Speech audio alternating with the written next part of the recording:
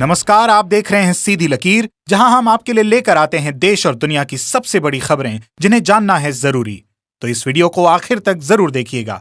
तो चलिए शुरुआत करते हैं आज की सबसे पहली बड़ी खबर के साथ।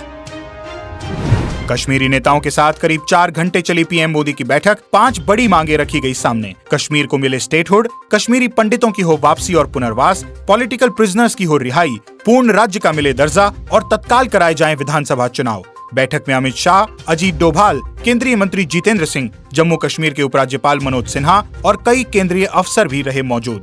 पीएम मोदी ने कहा, मेरे दिल में बसते हैं कश्मीर के सभी लोग। ट्विटर इंडिया के एमडी मनीष माहेश्वरी को कर्नाटक हाईकोर्ट से मिली बड़ी राहत। गाजियाबाद पुलिस को उनके खिलाफ कोई दंडात्मक कार्यवाही नहीं करने का दिया निर्देश। वर्चुअल मोड में पूछताछ करने का दिया आदेश। बता दें कि उत्तर प्रदेश पुलिस ने उन्हें 24 जून सुबह 10:30 बजे पूछताछ के लिए व्यक्तिगत तौर पर हाजिर होने का दिया था नोटिस। मनीष माहेश्वरी ने दी दलील कि वो महज एक कर्मचारी, इस केस से व्यक्तिगत तौर पर नहीं है कोई संबंध। सोनिया गांधी की अध्यक्षता में आज अखिल भारतीय कांग्रेस समिति की हुई वर्चुअल बैठक। पार्टी के महासचिव और प्रदेश प्रभारी भी हुए शामिल। बैठक में दैनिक उपयोग की वस्तुओं और ईंधन की बढ़ी कीमतों को लेकर आम आदमी के दुख पर जताई चिंता। साथ ही सोनिया गांधी ने कोरोना वैक्सीनेशन पर दिया जोर। सचिवों से कहा, टीके पर लोगों की हिचक करें दूर, कम हो वैक्सीन की बर्बादी। सभी मोदी चोर। विवादित टिप्पणी पर राहुल का कोर्ट में माफी मांगने से इनकार। कहा, चुनावी सभा में किया था राजनीतिक कटाक्ष। सूरत की एक मजिस्ट्रेट अदालत में आपराधिक मानहानि का दर्ज है मुकदमा। राहुल गांधी ने कहा, किसी समुदाय को निशाना बनाने का नहीं था इरादा। 11 जुलाई को होगी मामले की अगली सुनवाई। आईपीसी की धारा 499 और 500 के तहत अप्रैल 2019 में दर्ज कराई गई थी शिकायत। किसान आंदोलन से जुड़ी बड़ी खबर। नाराज राकेश टिकैत बोले, 4 लाख ट्रैक्टर और 25 लाख किसान अफगानिस्तान से नहीं आए। तीनों केंद्रीय कृषि कानूनों के खिलाफ इसी देश के किसान कर रहे हैं 7 महीनों से आंदोलन और सरकार को उन्हें अनसुना करते हुए नहीं आ रही शर्म।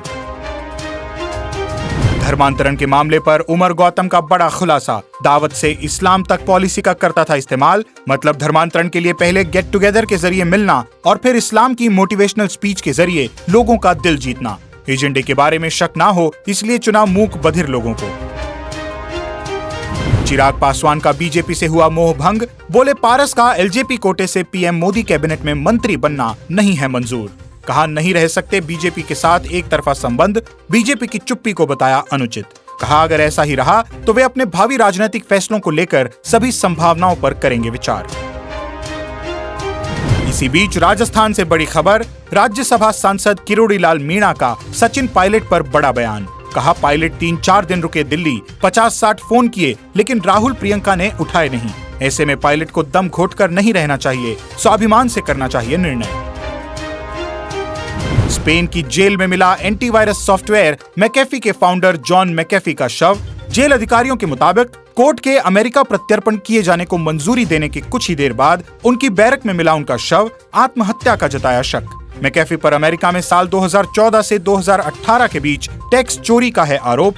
अक्टूबर 2020 में बार्सिलोना एयरपोर्ट पर किया गया था गिरफ्तार।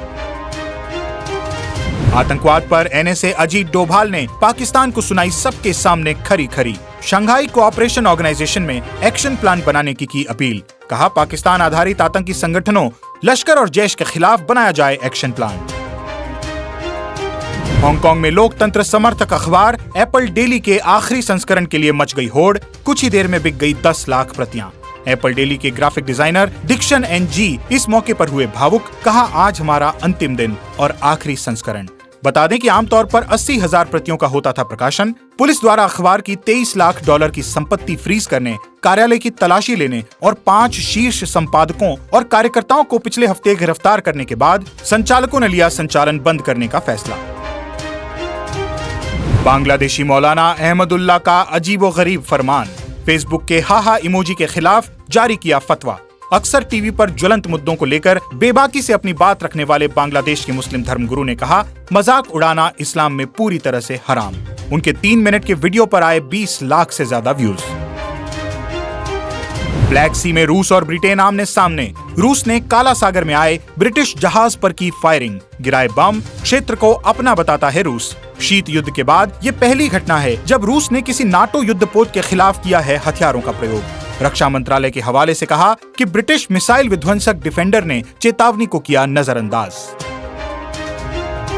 रिलायंस इंडस्ट्रीज लिमिटेड की 44वीं सालाना बैठक में मुकेश अंबानी ने किए बड़े ऐलान। रिटेल सेक्टर में रिलायंस देगी अगले 3 साल में 10 लाख से ज्यादा नौकरियां। कहा, रिटेल में तेजी से आगे बढ़ रही है रिलायंस। हर 8 में से 1 भारतीय रिलायंस रिटेल से करता है शॉपिंग।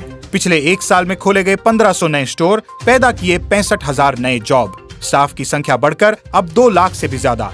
रिन्यूएबल एनर्जी में रिलायंस करेगी 60,000 करोड़ का भारी निवेश। 2030 तक 100 गीगावाट एनर्जी का लक्ष्य। सोलर एनर्जी के लिए लाई जाएगी बैटरी की नई तकनीक। दुनिया का सबसे सस्ता स्मार्टफोन जियो फोन नेक्स्ट 10 सितंबर को गणेश चतुर्थी पर होगा लॉन्च। बेसिक फोन इस्तेमाल करने वाले लोगों की पहुंच स्मार्टफोन तक बनाने के लिए गूगल के साथ मिलकर किया तैयार। चलेगा एंड्रॉइड ऑपरेटिंग सिस्टम पर। अब स्टॉक मार्केट अपडेट। गुरुवार को शेयर बाजार में देखने को मिली अच्छी खरीदारी। सेंसेक्स 392.92 अंकों की तेजी के साथ 52,699 पर हुआ बंद, तो वहीं निफ्टी 103.50 अंकों की बढ़त के साथ 15,790.45 पर हुआ बंद। इन्फोसिस 3.75% की बढ़त के साथ रहा टॉप गेनर। आईटी और बैंकिंग शेयर्स में भी हुई अच्छी खरीदारी। रिलायंस के एजीएम से शेयर धारक हुए निराश। कई बड़े ऐलानों के बावजूद रिलायंस का शेयर 2.35% टूटकर 2,153.35 पर हुआ बंद। अब देश के सराफा बाजार का हाल। गुरुवार को एक बार फिर सोने चांदी के भावों में दर्ज की गई गिरावट। गुरुवार को सोने की कीमत में 154 रुपए और चांदी की कीमत में 125 रुपए की गिरावट दर्ज की गई। सोने की कीमत 47,060 रुपए प्रति 10 ग्राम पर पहुंची, तो वहीं चांदी का भाव 67,866 रुपए प्रति किलोग्राम रहा। बड़े बड़े दिग्गजों को पीछे छोड़ भारत के जमशेद जी टाटा बने दुनिया में सबसे बड़े दानवीर। पिछले 100 सालों में 102 अरब डॉलर कर चुके हैं दान। हुरून रिपोर्ट और एडिलगी फाउंडेशन द्वारा तैयार शीर्ष 50 दानदाताओं की सूची में है शीर्ष पर नाम। सूची में अमेरिका से 38 लोग, ब्रिटेन से 5 और चीन से 3 लोगों का है नाम। कुल 37 दानदाताओं की मृत्यु हो चुकी है, जबकि सिर्फ 13 हैं जीवित। नए शोध में हुआ खुलासा, कोरोना का नया वेरिएंट डेल्टा प्लस है बेहद खतरनाक। ये न सिर्फ शरीर में बनी हुई एंटीबॉडीज को करता है खत्म, बल्कि फेफड़ों की कोशिकाओं को भी बहुत जल्दी संक्रमित कर देता है नष्ट। ऐसे में चिंता इस बात की है कि अगर लोगों को दी गई वैक्सीन के बाद ये वायरस शरीर में प्रवेश करेगा, तो क्या वैक्सीन से बनी हुई एंटीबॉडीज को भी कर देगा खत्म। आईसीएमआर और नेशनल इंस्टीट्यूट ऑफ वायरोलॉजी ने इस दिशा में शुरू किया शोध। अब जान लेते हैं देश में कोरोना संक्रमण का हाल। संक्रमितों की संख्या बढ़कर 3,01,33,000 के पार पहुंची, तो वहीं ठीक होने वालों की संख्या भी बढ़कर 2,91,20,000 के पार हुई। एक्टिव केस घटकर हुए 6,07,000। तो आज की खबरों में बस इतना ही। इसी तरह देश और दुनिया की बड़ी और काम की खबरों को सीधे अपने मोबाइल में पाने के लिए सीधी लकीर को यूट्यूब पर सब्सक्राइब करें और फेसबुक पर लाइक करें, ताकि हम और हमारी टीम देश और दुनिया की जरूरी खबरों और आपके बीच खींच सकें एक सीधी लकीर। वंदे मातरम।